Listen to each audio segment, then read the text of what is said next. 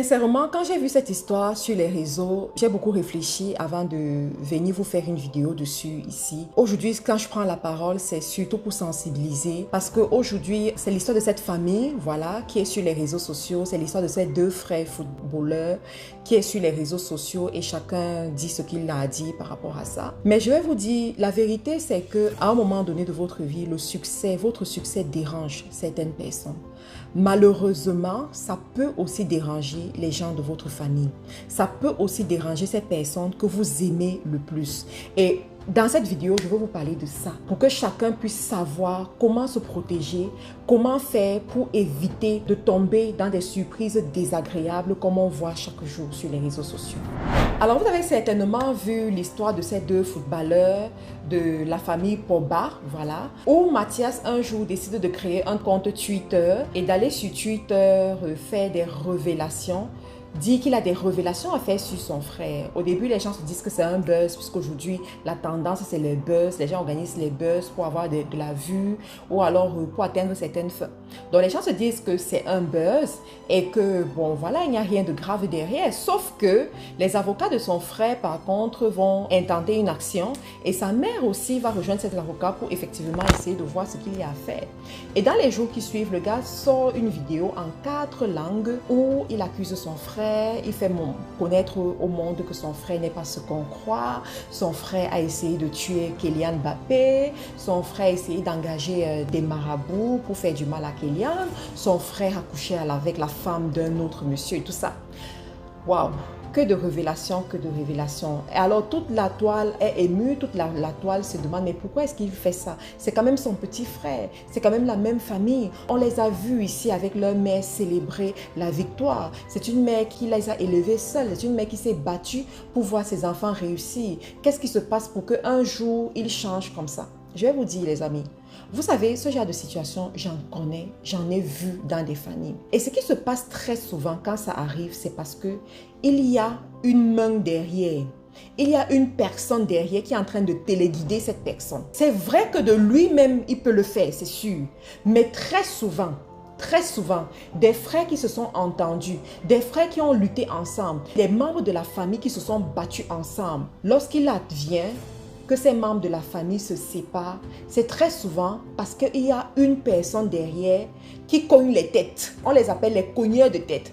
Il y a une personne derrière qui vient faire croire à l'autre qu'il est trop son ami, telle personne ne t'aime pas, telle personne n'est pas bien avec toi, avec tout l'argent qu'il a, il aurait pu te propulser, il aurait pu faire ceci pour toi, mais il ne l'a pas fait. Ça veut dire qu'il ne pense qu'à lui, ça veut dire qu'il n'est pas si gentil que ce qu'il veut faire croire. Donc, à force d'écouter ça, ton subconscient commence à croire que c'est la vérité, ton subconscient commence à considérer ce genre de paroles et directement, il y a des actes qui vont suivre. Et je vous assure que dans les familles, on voit ce genre de choses. Même dans les couples, vous serez surpris. Même dans les couples, on voit ce genre de choses. Un jour, on était dans une réunion, on partageait les expériences, tout ça. Et il y a un monsieur qui a pris la parole. Il nous a dit de faire très attention parce que lui aussi, il a failli tomber dans ce piège.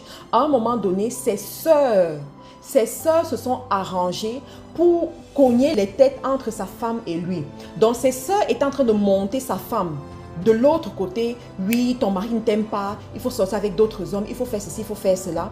Et de son côté, ses sœurs étaient en train de lui dire, ta femme c'est une sorcière, elle veut te tuer, voici ce qu'elle a fait. Donc elle donne des conseils à la femme que fais ceci, comporte-toi comme ça, prépare telle chose, fais telle chose, apprête-toi de cette façon.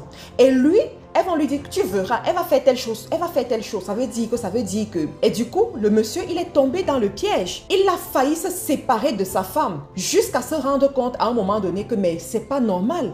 Comment est-ce que mes soeurs sont toujours au courant de tout? Comment est-ce que mener les enquêtes pour se rendre compte que c'est elles qui étaient les cogneuses de tête? Donc, ces choses arrivent dans les familles. Pendant que je suis en train de parler, je suis en train de me rappeler de l'histoire de P-Square et de son frère jumeau.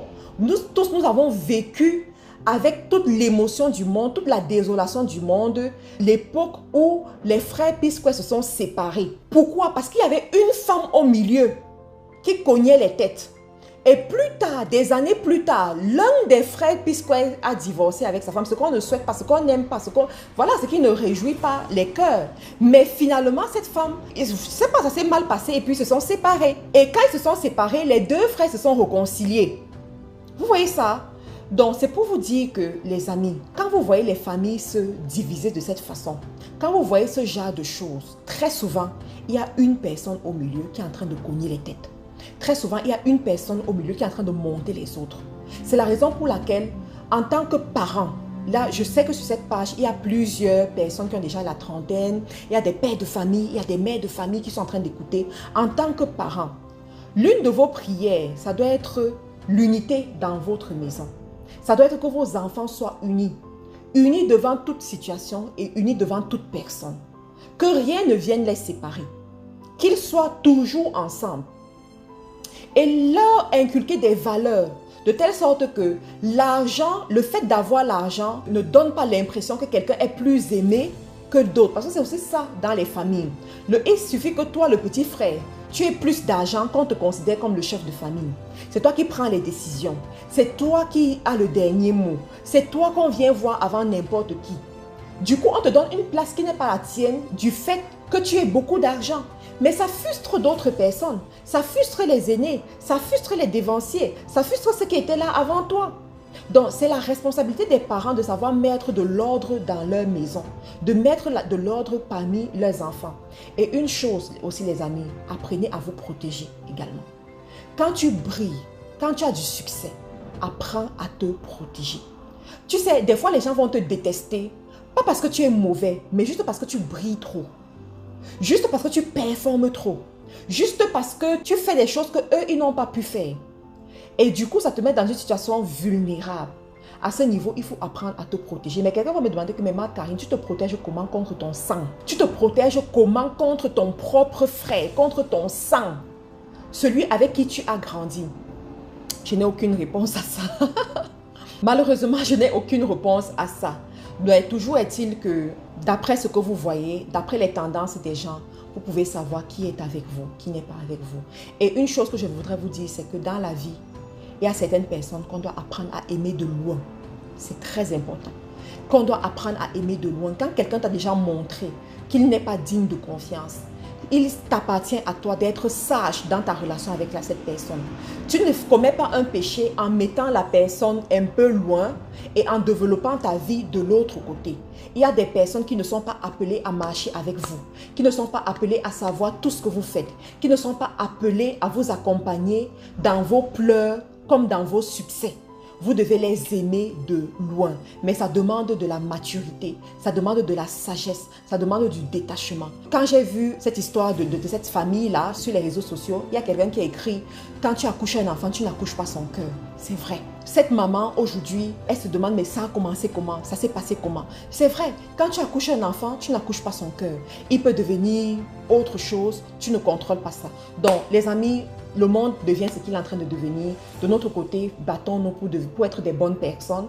Battons-nous pour être des personnes de confiance. Et puis, prions justement que ce soit des bonnes personnes aussi qui viennent vers nous.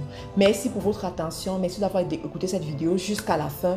Laissez-moi un commentaire. Laissez-moi qu'est-ce que vous en pensez. Et on se retrouve dans une autre vidéo. À très bientôt.